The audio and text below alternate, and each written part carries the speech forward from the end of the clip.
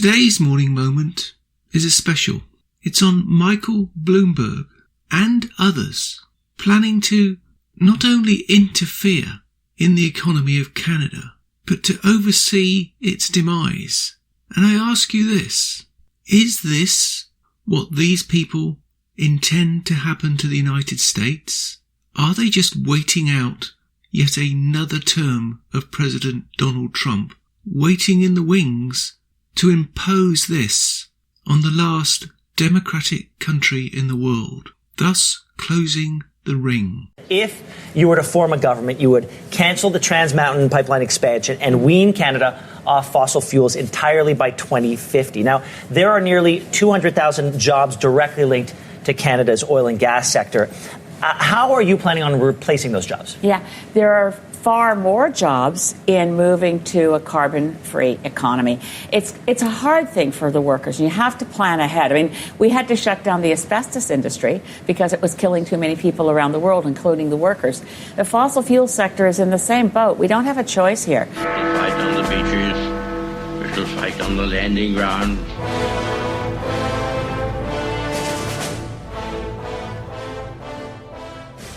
Thank you for joining us. You are listening to A Radio, and this is the Morning Moment. We're on weekdays, 11:45 Eastern. Follow us on Spreaker.com and click on the like button. Okay, so I alluded to this earlier on today, and today was Thursday. I mentioned Michael BLOOMBERG in particular. Now, this piece is from the Business Financial Post and from a Peter Foster, to be precise.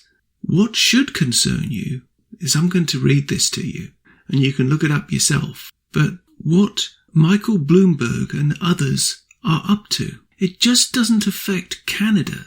Don't make the mistake of thinking this is just happening in Canada, because it's not. It's happening everywhere. And Michael BLOOMBERG, who owns Bloomberg Media, has stopped his media organisation from investigating Bloomberg himself. So they, a financial institution, or should I say an organisation that monitors financial institutions more accurately, is not investigating what I'm going to read to you. Now, what should concern people, and it doesn't matter whether you're an American or not, is Michael BLOOMBERG will seek to benefit from what I'm going to read to you. Yet he is running for President of the United States. Michael BLOOMBERG, if he succeeded, which is very unlikely, but it's the principle involved here, could interfere with everybody's way of life and make a profit at the same time. Now, they've all argued that Donald Trump should have nothing to do with his businesses. But what on earth is this other than direct interference? And no one's talking about this for some reason. This guy's done an amazing article, which I'm going to read to you, but I urge you to read it yourself. And yes, this does affect the United States, not now, but in the future, because these people are operating behind the scenes in the United States, and they're operating in front of the curtain in Canada, courtesy of Herr Trudeau and the Liberal Communist Party of Canada. I continue to call it the Liberal Communist Party of Canada because they are destroying the Canadian way of life. They are bringing in millions, and I do mean millions, of refugees. And these refugees are being imported for one reason, and one reason only. They are pawns, political pawns, to allow the Liberal Communist Party of Canada to control and gain more control in the Parliament of Canada by creating these instant voters, people who are grateful to be here.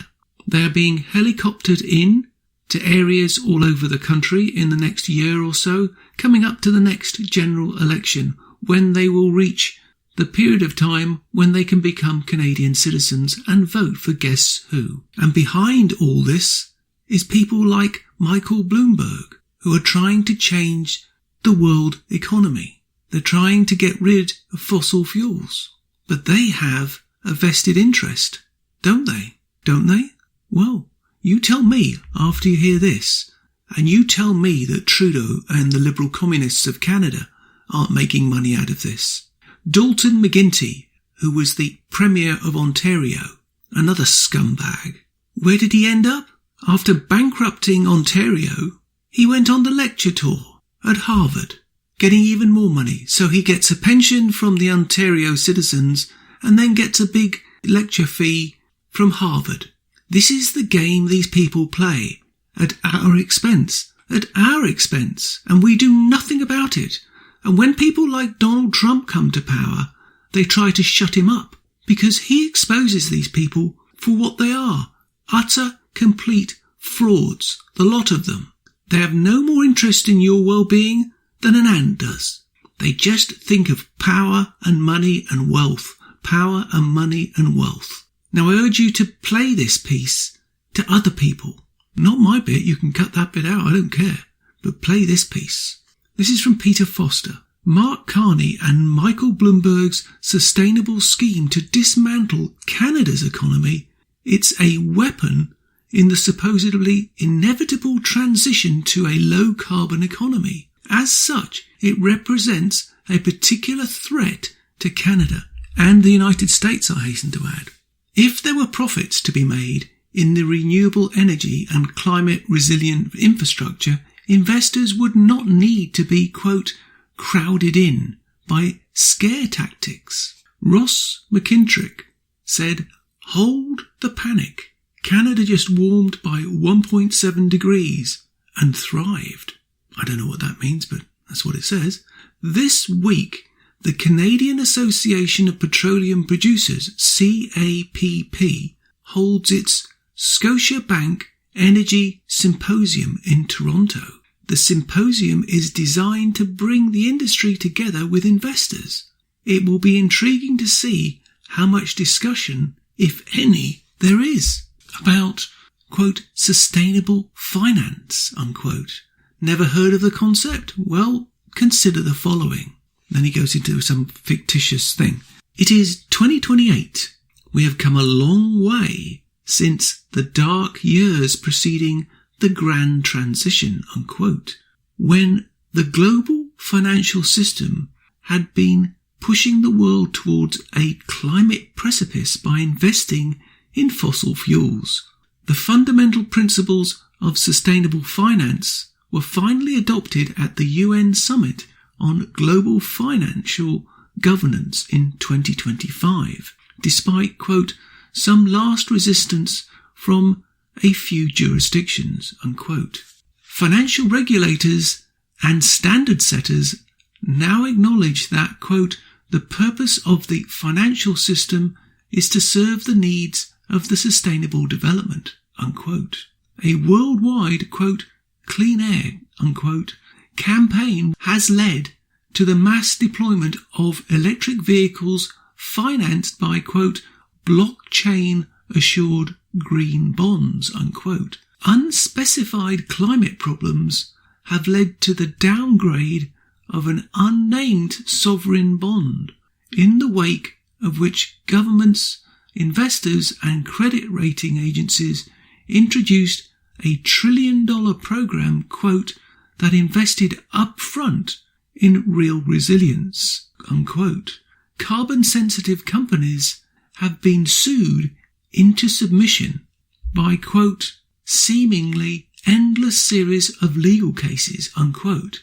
Stocks and bonds that don't meet UN standards have been dismissed from the stock indices. Although this reportedly led to, quote, transition tantrum, meanwhile, quote, rapid dietary change, unquote, has resulted in the stranding of the fishing and agricultural assets.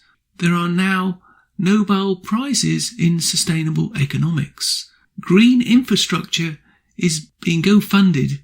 Sustainable finance rules. Then it continues, I'm not making this up. The above scenario comes from a 2017 report, Making Waves, by the United Nations Environment Programme, UNEP. Normal people might be inclined to write it off as an impossible dream/nightmare, of the wonkish far-left globalist global governors. But sustainable finance has been embraced by Canada and many other countries and is being promoted by a powerful cabal of regulators, billionaires, capitalist foundations and environmental non-government organisations, ENGOs. Its point man is Mark Carney, the Governor of the Bank of England, head of the Financial Stability Board, FSB, and the former Governor of the Bank of Canada. Its most prominent billionaire supporter is media mogul, wait for it, drum roll, Michael BLOOMBERG. Sustainable finance is a key weapon in the supposedly inevitable, quote, transition to a low-carbon economy, unquote. As such, it represents a particular threat to Canada, where demonisation of, quote, dirty, unquote, oil has already resulted in the pipeline delays and capital flight. Its suite of tactics include, quote, voluntary corporate disclosure of ENGO, overseers of greenhouse gas emissions, along with show trial-like confessions of what worst-case weather scenarios might look like. This is linked to the NGO masterminded campaigns of pressure on investors to divest fossil fuel assets. Then come the NGO-initiated climate lawsuits along with co-opting of regulators. However, the inconvenient truth for these shock troops of climate finance is that if climate risks were quantifiable and likely to have a material impact any time in the foreseeable future, they would already be incorporated into financial reporting. Also, if there were profits to be made in the renewable energy and climate resilient infrastructure, investors would not need to be crowded in by scare tactics. Sustainable finance, like all parts of the UN global governance agenda, has spawned a plethora of institutions, processes and studies, initiatives and funding mechanisms, all of which tend to operate well out of the public view. In the next month or so, a federally appointed expert panel on sustainable finance is due to deliver a financial report set up by Ottawa early in 2018. The panel delivered an interim report last fall, which received virtually zero media coverage. The chairman of the panel is Tiff McCallum, Dean of the University of Toronto's Rotham School of Management and former number 2 to Mark Carney at the Bank of Canada. I'm just going to interject there. The University of Toronto is a hotbed of leftist, communist ideas, so that shouldn't be any surprise to anybody. It continues. Its other members are Andy Chisholm, a board member of the Royal Bank of Canada, Kim Thomason of the Calais Quai de Depot, so it's something in Quebec, I don't speak French, so I don't know, sorry, and Barbara Zelvin from the Ontario's Teachers Pension Plan. Now I just have to interject there. The Ontario Teachers Pension Plan is one of the biggest pension plans in Canada. So they're investing in it. So they think there's a future in it, even if we don't. Anyway, the piece continues. When the panel was announced in April 2018, it was sold as being all about helping Canada tap into $1 trillion opportunity from clean growth and climate action and creating good jobs for Canada's middle class. Nothing was said about the killing of fossil fuels.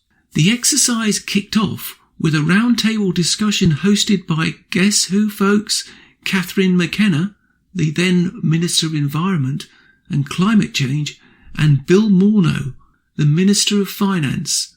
The star attendee was Mark Carney. Shortly after the Paris Climate Agreement in 2015, Carney gave a major speech at the insurance market Lloyd's of London, titled The Tragedy of the Horizon. its theme was that the financial sector was woefully short-sighted when it came to climate change, climate threats. Carney chose the insurance industry for his address, both because it appeared most at risk from the grisly projections of natural disaster and because insurers were also major investors. He attempted to scare them by projecting that fossil fuel reserves might have to be, quote, stranded to save the world. The relevant legislation might not yet exist, but investors should get out while the getting was good. Carney produced a raft of scary, misleading statistics, including those for rising insurance claims from extreme weather events. No less a financial authority than Warren Buffett had rejected such claims, pointing out that the rising losses were due not primarily to worse weather, but to more valuable property being built in areas prone to natural disasters. Nevertheless, claimed Carney, much worse was to come. So why wasn't enough being done? The answer was greedy, selfish short-sightedness, creating a situation analogous to the tragedy of the commons, where unpriced collectively consumed resources are depleted to the point of exhaustion. Climate disaster was not only beyond the time horizon of conventional financial calculation, it was beyond the horizon of democratic political concern, and even the official mandates of those charged with applying the macroprudential regulatory wisdom, such as himself. However forward-looking the regulators consider not just the here and now, but emerging vulnerabilities and their impact on business models. Sometimes these people talk verbal diarrhea, and this is one time. They can't speak English because if they did speak English, it would expose how fraudulent they really are. That's me speaking. The article continues. Thus, he called for global standards to manage the world's carbon budget. He even threatened insurers with nationalisation. Carney declared that risks will only increase as science and evidence of climate change hardens. But how could he possibly know that? What if the science and the evidence weakened? Carney's bottom line was that green finance could not conceivably remain a niche interest. The threat of potential destabilisation was too great. The role of the far-seeing regulatory elite was to develop the frameworks to help the market adjust efficiently. More had to be done to develop consistent, comparable, reliable and clear disclosure around the carbon intensity of different assets on the basis that which can be measured and managed. Now the piece continues on in great detail. I'm not going to read any more of it, but I'm just trying to give you a flavour for what's going on here. I'm going to break back into it for a moment so you get a bit more flavour. 2 months later, Carney announced the Task Force on Climate-Related Financial Disclosures, TCFD, chaired by Michael BLOOMBERG. BLOOMBERG is part of what the Wall Street Journal has dubbed a climate mafia. He had been the mayor of New York during a superstorm, which was Sandy in 2012, and had subsequently joined the radical hedge fund billionaire Tom Steyer, another one who's running for president, and former Treasury Secretary Hank Paulson, the man who had deluged Wall Street with cash in the wake of the 2008 crisis. In the Risky Business Project, which produced a typically alarmist report, his Bloomberg philanthropies were involved in multiple climate efforts, including, here we go, this is important, partnering with the Sierra Club in its Beyond Coal campaign and supporting state efforts to transition to renewable energy resources. Bloomberg was also the UN Secretary's Special Envoy for Cities and Climate Change, and he has played a key role in establishing networks of mayors who were committed to meeting ambitious climate-related goals. The fruit of such inactivities might be seen in Vancouver's stout opposition to the Trans Mountain Pipeline and in Montreal's rejection to the Energy East project. I'm not going to read any more of that. I just wanted you to see what Michael BLOOMBERG is up to. He's interfering with Canadian politics, and he's trying to drive American industry to the wall so that he can make another $1 billion or more and be another kingpin. I think Americans should know what Michael BLOOMBERG is about. And Tom Steyer. These people have no scruples in interfering in other countries' politics and their way of life. Tom Steyer needs to keep his nose out of Canada, and Michael BLOOMBERG needs to keep his nose out of Canada. And I think Americans need to be well aware of what Michael BLOOMBERG is about and what Tom Steyer is about. It's up to them to make a judgment on that. But this should not be hidden. This should not be hidden. I'm just going to read you another little piece here. The 31 members of the task force were handpicked by Carney's Financial Stability Board, that is, by Carney, and were involved in green initiatives and investments. They include Al Gore's radical business partner, David Blood. The TCFD delivered its report to the G20 summit in Hamburg in 2017. Behind all the neat recommendations on climate governance, impacts and targets lay the monumental uncertainties of climate science and policy. But the report was sure of one thing: large investors should pressure companies in which they invested to get with the program. There's far more about BLOOMBERG in this article that I urge you all to read. This is a terrifying indictment of what Michael BLOOMBERG's about. He's interfered with Canada, and so is Tom Steyer, and so have many others. And Trudeau is on the bandwagon to destroy Canada. I can't put it any more succinct than that. People need to wake up and realise what the Liberal Communist Party of Canada is about, and probably some of the Conservatives as well. That's the opposition party. They are hell-bent in bankrupting Canadian citizens. We can't stand for this. Americans must not stand for this. Gun control is irrelevant compared with this. Totally irrelevant. It's important for your free speech, but this is a backdoor way to destroy your way of life in America, Britain, Canada, any country you name. These billionaires think they have a right to tell you how to live your lives. Enough. Trudeau is a traitor to Canada and should be removed, along with the Liberal Communist Party of Canada. This article needs to be front and centre of a big debate in this country of Canada.